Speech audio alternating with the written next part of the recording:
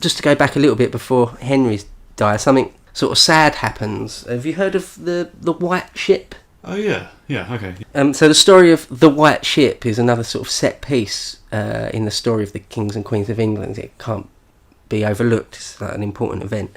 So King Henry I had a son, so it was all set to take over when he died, and it was all looking good. Hopefully there wouldn't be any sort of succession crisis, but tragedy strikes. Professor Oman writes this about it. But first of all, he was talking briefly about Henry I's daughter, also called Matilda.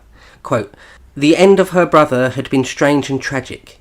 He was following his father from Normandy to England when a drunken skipper ran his vessel upon the reef at Chatterville, only 5 miles from the Norman shore. The prince was hurried by his followers into the only boat that the ship possessed, and might have escaped, had he not seen that his half-sister, the Countess of Perche, had been left behind.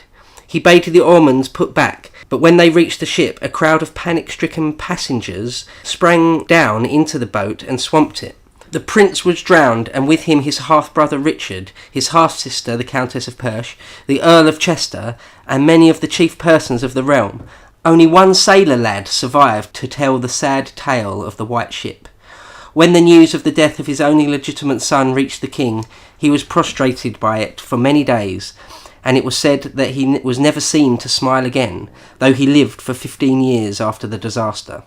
But, if the chronicles speak true, the death of William was more of a loss to his father than to the realm, for they report him to have been a proud and cruel youth, who bid fair to reproduce some of the evil qualities of his uncle, William Rufus." End quote. Churchill recounts the same thing when he writes, quote, "What may be judged malignant fortune now intervened. The king had a son, his heir apparent, successor indisputable. On this young man of 17 many hopes and assurances were founded. In the winter of 1120 he was coming back from a visit to France in the royal yacht called the White Ship. Off the coast of Normandy the vessel struck a rock and all but one were drowned. The prince had indeed been embarked in a boat. He returned to rescue his sister.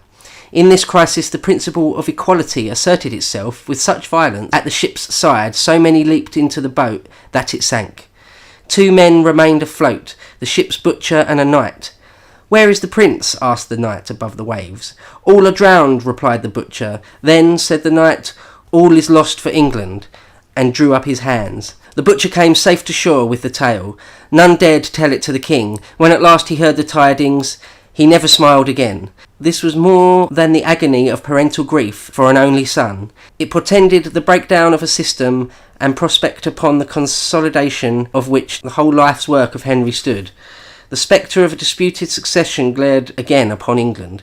The forces of anarchy grew, and every noble in his castle balanced his chances upon who would succeed to the crown."